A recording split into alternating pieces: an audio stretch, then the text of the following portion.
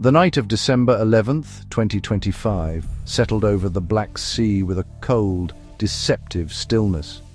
Aboard the Russian Shadow Fleet oil tanker Dashon, the atmosphere was one of routine complacency. The vessel, a behemoth of steel and crude ambition, plowed through the dark waters, its massive hull displacing the gentle waves. For the crew, this was just another voyage, another link in a long chain of clandestine oil shipments designed to fund a distant war. They felt secure, insulated from the conflict by miles of open water and the sheer anonymity of their mission. The ship's navigation lights were off, its automatic identification system deliberately disabled, a ghost ship on a ghost run. On the bridge, the night watch officer stared into the blackness, his gaze sweeping over the familiar glow of radar screens and instrument panels. The sea was empty. The radar showed no contacts of concern. Below deck, off-duty sailors slept in their bunks or sat in the mess hall, sharing stories and stale coffee, their minds on homes and families far away. The low, rhythmic thrum of the engines was a constant, comforting presence, the mechanical heartbeat of their floating world. They were carrying nearly 110,000 short tons of heavy fuel oil, a fortune destined for Pakistan, part of a staggering $20 billion energy contract that kept Russia's war machine turning. This sense of security was a carefully constructed illusion, both for the crew and for their distant employers. The Dashon was part of the so-called Shadow Fleet, a sprawling network of aging vessels, operating with obscured ownership and minimal insurance to bypass international sanctions. They sailed in the grey zones of maritime law, believing their electronic silence made them invisible. But on this particular night, their invisibility was precisely what made them a target. Unseen and unheard, a new kind of threat was closing in, a danger born from the very war the Dashon was helping to finance. The calm was a veneer, stretched thin over a deep and imminent violence. The men aboard the Dashon were sailors, not soldiers. They were cogs in a vast economic machine, their individual lives a footnote in a geopolitical struggle. They were focused on navigation, engine maintenance, and the safe passage of their flammable cargo. They were not thinking about the war in Ukraine, not in any immediate visceral sense. The conflict was something they heard about on the news, a reality buffered by distance. They had no idea that the front line of that war was, at that very moment, extending across the waves to meet them, preparing to turn their steel sanctuary into a blazing pyre. The Black Sea was about to deliver a lesson in the new rules of naval combat. Far from the oblivious crew of the Dashon, in a dimly lit operations center near the Ukrainian port of Charkiv, a different kind of watch was underway. Here the mood was one of tense, focused anticipation. Operators sat before screens displaying satellite feeds, encrypted communications, and the ghostly outlines of targets moving through the darkness. Their mission was audacious, to project Ukraine's naval power far beyond its coastline, striking at the economic jugular of the Russian war effort. They were the architects of a new kind of maritime warfare, one fought not with battleships and cruisers, but with small, smart, and deadly unmanned surface vehicles. Tonight, their instruments were 3 special variants of the Sea Baby Block II. These were not ordinary drones. They were custom-built predators, designed with a singular purpose: to hunt and destroy mobile maritime targets. Each boat was a marvel of asymmetric warfare technology, barely larger than a speedboat but packed with sophisticated systems. They were equipped with advanced inertial navigation, allowing them to traverse vast distances autonomously without relying on a constant GPS signal that could be jammed. Night-capable infrared cameras gave their operators godlike vision in the dark, turning the cold sea into a landscape of heat signatures. These were not just remote-controlled boats, they were semi-autonomous hunters, programmed for stealth and precision. The most critical component was a new deep learning behavioral algorithm. This software allowed the USVs to adapt their final attack phase on their own, making micro-adjustments in real time to evade defenses and strike with maximum effect. The operators could guide them close, but in the last chaotic seconds, the machines would think for themselves. Each Sea Baby carried a formidable payload between 550 and 660 pounds of high explosives, enough to tear through the hull of a tanker and ignite its volatile cargo. They were, in essence, intelligent torpedoes that traveled on the surface, a cost-effective answer to Russia's naval dominance. Tonight's mission was the culmination of months of intelligence gathering and technological refinement. Ukrainian special forces had meticulously mapped the Shadow Fleet's clandestine routes, identifying the Dashon as a strategic priority target. The operation was more than just a military strike. It was an economic statement. By sinking the Dashon, Ukraine intended to prove that no Russian asset was safe, not even those hidden in the vastness of the Black Sea. The operators in Ochakiv knew the stakes. They were about to unleash their silent hunters, sending a clear and explosive message to Moscow and the world. The era of the Shadow Fleet's impunity was about to end. The three Sea Baby drones, given the call signs Moria, Grom and Private, began their journey from a launch point over 92 miles away. They did not speed toward their target. Instead, they employed a tactic of extreme patience. Moving at a crawl between 5 and 6 miles per hour, they conserved fuel and minimized their wake, becoming nearly indistinguishable from the natural chop of the sea. Their low-profile design, combined with radar-absorbent paint, gave them a minimal cross-section, rendering them almost invisible to conventional radar systems. Their thermal signatures were deliberately suppressed, making them little more than cool spots against the slightly warmer water, a ghost in the infrared spectrum. The drones advanced not in a straight line or a tight formation, but in a wide, asymmetric triangle. This tactical arrangement was designed to defeat the Dashon's defenses from multiple angles and exploit its radar blind zones, particularly at the stern and along the vast flat sides of the hull.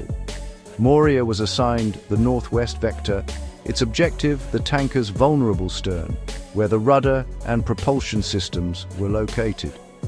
Grom approached from the northeast, its path aimed directly at the starboard side, targeting the central hull and the engineering spaces within. Private, meanwhile, took a west-northwest trajectory, positioning itself to strike the port-side fuel compartments. For hours, the three drones crept forward, their onboard systems navigating the dark expanse with cold digital precision. They were silent emissaries of destruction, guided by complex algorithms and the watchful eyes of their human operators miles away. The operators monitored their progress, the drones appearing as three small icons inching across a digital map. The tension in the command center was palpable, each passing minute a small victory. They were exploiting the oldest weakness in naval history, the assumption of safety in open water. The Dashon's crew, scanning the horizon for large ships, was blind to the low, quiet threat skimming just above the waves. This methodical, multi-pronged approach was a key evolution in Ukraine's drone tactics. Earlier attacks had often involved more direct, swarming rushes. This was different. It was a calculated, patient stalk, more akin to a submarine hunt than a speedboat assault. The triangle formation ensured that even if one drone was detected and engaged, the others could continue their attack runs from different, unexpected directions.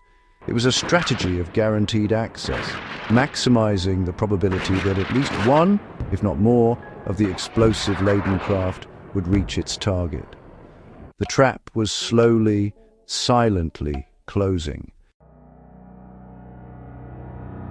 At 3:29 a.m., the dynamic of the hunt shifted dramatically. The three Sea Babies were now less than 2 miles from the Dashon, having breached its outer perimeter of awareness undetected. In the Ochakiv command center, the final authorization was given. "Execute," a calm voice commanded. Instantly, the drones came alive.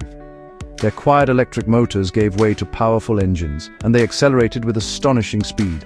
leaping from a stealthy 6 miles per hour to over 35 miles per hour in less than 5 seconds. 3 white wakes tore through the black water as Moria, Grom, and Private raced toward their pre-assigned weak points on the colossal tanker. The sudden appearance of 3 fast-moving contacts on the radar sent a jolt of panic through the Dashon's bridge. Alarms blared, shattering the night's quiet routine. The crew, caught completely by surprise, scrambled to react. The threat was terrifyingly close, less than 4,600 feet and closing fast.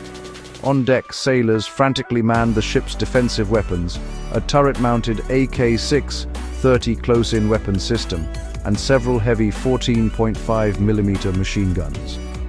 These were weapons designed to counter aircraft or small patrol boats, but they were now the tanker's only hope against the incoming seaborne missiles.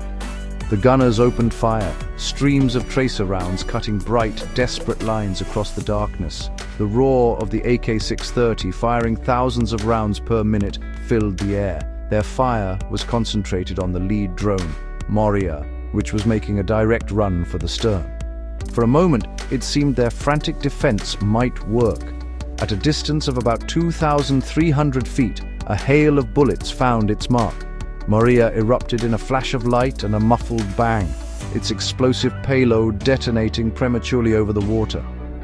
A small victory, but it was too little, too late. The defense had been drawn to one target while 2 others continued their charge unabated. The operators of Grom and Private watched Moria's destruction on their screens, but their own drones were already executing their terminal phase.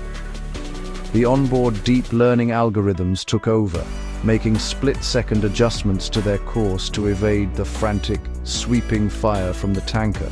The human element was now secondary. The machines were in control, hurtling toward their destiny with cold, unfeeling purpose. The crew of the Dashon had only seconds to watch in horror as the 2 remaining dark shapes, far too fast to track, closed the final distance. Their desperate defense had failed. The impacts were now inevitable. The first impact was delivered by Grom. Evading the last of the defensive fire, it slammed into the Dashon's central hull on the starboard side. The drone's shaped charge was designed for penetration, and it punched through the outer steel plating as if it were cardboard. Deep within the ship, in the mid-level engineering compartment, its 617-pound explosive payload detonated. The blast was immense and devastatingly effective. It tore through electrical systems, destroyed vital fuel pumps and transfer manifolds, and instantly ignited a massive fire that began to consume the ship's core. The lights on the Dashon flickered and died as the main power grid failed. Less than 2 seconds later, Private struck. Its target was the port side, where one of the main fuel compartments was located. This impact was the fatal blow. The explosion ripped open the tank, and the immense heat from the blast, combined with the earlier fire from Grom's detonation, created the perfect conditions for a catastrophic event known as a bleave, a boiling, liquid, expanding vapor explosion. The heavy fuel oil inside the breached tank instantly vaporized and ignited. The result was not just an explosion, but a colossal fireball that engulfed the entire vessel in a fraction of a second, a roaring inferno of orange and black. The force of the bleave was apocalyptic. Flames shot over 130 feet into the night sky, turning the dark sea into a fiery hellscape for miles around. The tanker's steel superstructure groaned and twisted under the intense heat and pressure. Secondary explosions began to ripple through the ship as other fuel lines and compartments failed. For the crew, survival became a desperate primal instinct.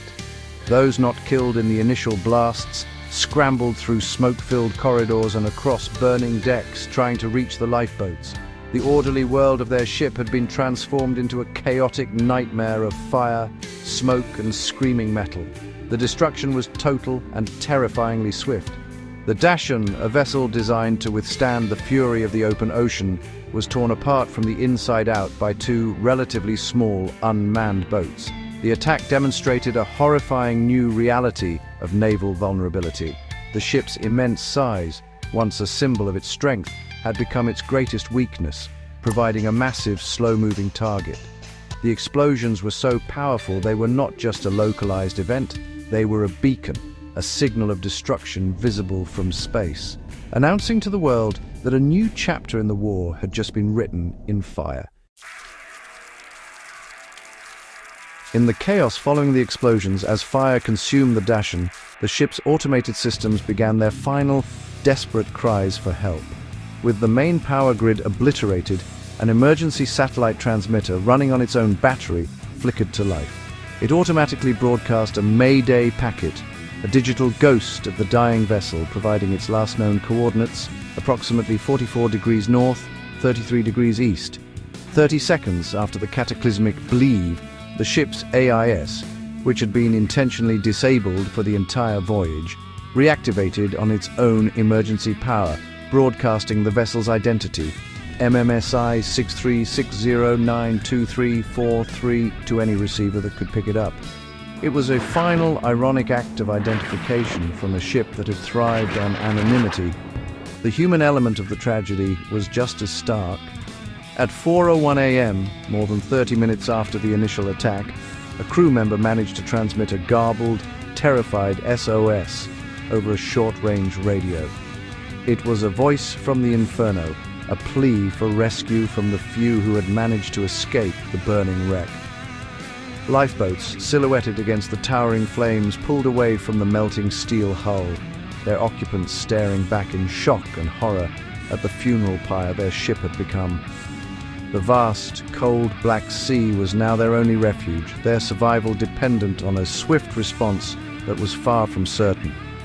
The event did not go unnoticed by the world's military powers. The sheer thermal energy released by the bleave created an infrared signature so massive that it was instantly detected by USA 245, a United States military satellite orbiting high above the Earth.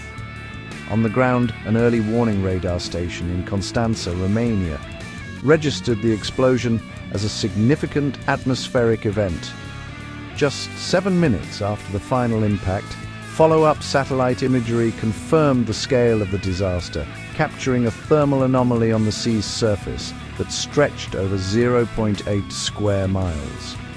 The destruction of the Dashon was being watched, recorded, and analyzed from every angle. Back in Ukraine, the mood in the Ochakiv command center was one of grim success. The operators had watched the infrared feed as their targets struck home, witnessing the bloom of heat that confirmed the kill. Their mission was complete. 6 hours after the attack, Ukraine's Ministry of Defense posted a cryptic but clear message on social media. It featured a simple icon of a burning ship, accompanied by 5 chilling words. Maritime logistics is no longer a grey zone. Moscow, in contrast, remained officially silent, with state-controlled media outlets denouncing the act as maritime terrorism, but offering no official confirmation or details. The battle was over, but the fallout was just beginning. The destruction of the Dashon was more than just a successful naval strike. It represented a significant and calculated pivot in Ukraine's wartime strategy. For months, Ukrainian forces had focused on disrupting Russia's war economy by targeting inland oil infrastructure, refineries, depots, and processing plants. These attacks were effective but difficult, requiring long-range drones to penetrate deep into Russian airspace. The Dashon incident signaled a shift in focus from production to logistics. Ukraine was now taking the fight to the Shadow Fleet, the critical offshore network that allowed Russia to sell its oil and fund its invasion, bypassing Western sanctions. This attack was tactically different from previous maritime drone strikes. It was not a raid on a military vessel in a heavily defended port like Sevastopol. Instead, it was a deep-sea ambush of a commercial target operating in what it presumed was the safety of open water. The use of 3 specialized Sea Baby Block II drones with autonomous terminal guidance, approaching from multiple vectors, showcased a new level of sophistication. It proved that Ukraine could project lethal force across vast distances of the Black Sea turning Russia's logistical highways into contested kill zones. The message was clear. There were no safe waters for ships supporting the Russian war effort. The attack on the Dashon was also the climax of a rapidly escalating campaign. It was the third strike on Russia's shadow fleet in less than 2 weeks, following attacks on the tankers Kairos near Novorossiysk and Virot along the Turkey-Syria corridor. This accelerated tempo demonstrated a newfound capability and confidence. Open-source intelligence revealed that Ukraine's Special Operations Command had mapped Russia's entire shadow shipping network, designating over 23 vessels as potential targets. The Dashon, along with 4 other tankers, had been marked as a strategic priority. This wasn't a random act. It was the deliberate execution of a well-planned campaign to dismantle Russia's most vital economic lifeline. For Russia, the loss of the Dashon was a jarring blow. It exposed a critical vulnerability in the very system designed to weather economic pressure. The Shadow Fleet was supposed to be a resilient, deniable network immune to sanctions. But Ukraine had bypassed the financial penalties and gone straight for physical destruction. The attack demonstrated that a determined, technologically agile adversary could inflict massive economic pain without a traditional navy. It forced Moscow to confront the reality that its ability to fund its war was now directly threatened not just in its banks and refineries, but on the high seas. The destruction of the Dashon sent immediate and powerful shockwaves through the global maritime and energy industries. The attack didn't just sink a ship, it sank the perception of safety in the Black Sea. Within hours, the world's leading maritime insurers in London and Piraeus reacted decisively. 5 major firms reclassified the northwestern Black Sea, elevating its status to war risk enhanced. This was not just a bureaucratic change, it was a financial earthquake for any company operating in the region.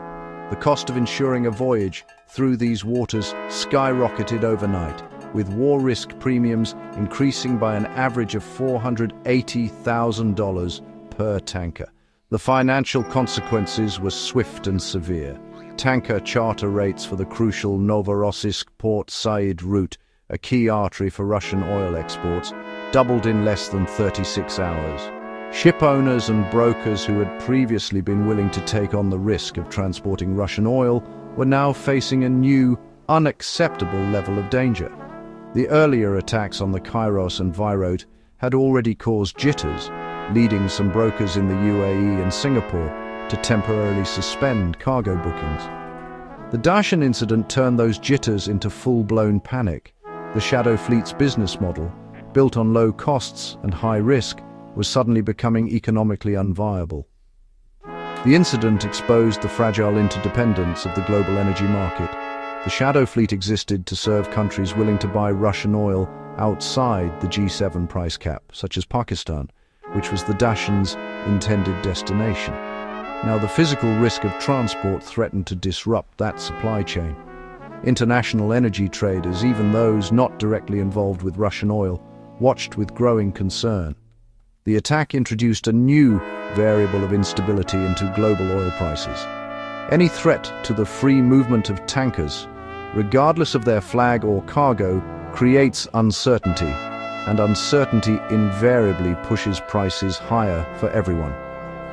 For Ukraine, this economic chaos was the entire point. The goal was not just to destroy a single tanker, but to render the entire Shadow Fleet operation prohibitively expensive and risky. By making insurance unobtainable and transit costs astronomical, Ukraine could achieve a de facto blockade without a conventional navy. The message was aimed not only at Moscow, but also at the international shipping companies, insurers, and nations that facilitated Russia's oil trade. The attack on the Dashon served as a stark warning. Doing business with Russia's war machine now carried a physical, and not just a financial price. The fiery end of the Dashon under the cold December sky marked a defining moment in the evolution of naval warfare.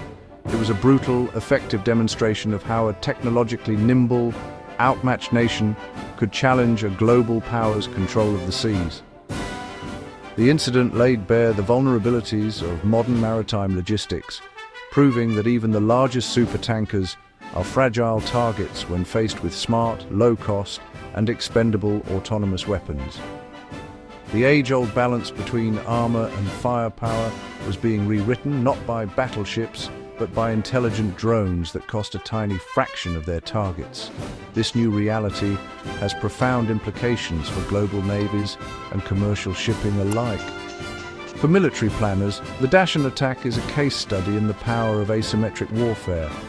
It underscores the urgent need for effective countermeasures against small, fast, and intelligent surface drones, a threat for which most large naval vessels are still ill-equipped.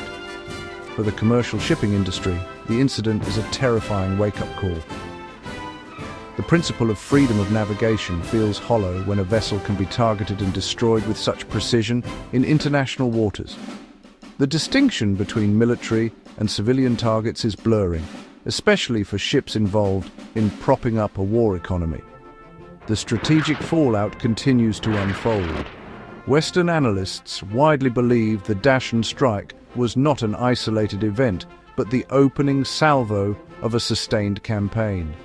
Reports of a new Ukrainian operation plan, ominously codenamed Sea Baby Wave 2, suggest that Kiev is preparing to systematically dismantle Russia's entire shadow fleet. This campaign threatens to inflict more economic damage on Russia than sanctions alone ever could, potentially altering the financial trajectory of the war. It forces a strategic recalculation for Russia, which must now decide how to protect hundreds of civilian vessels scattered across thousands of miles of ocean, an almost impossible defensive task. Ultimately, the story of the Dashon is a warning. It is a warning to any nation that relies on maritime trade to fund its ambitions. It is a warning to the global energy market that its supply chains are more fragile than they appear.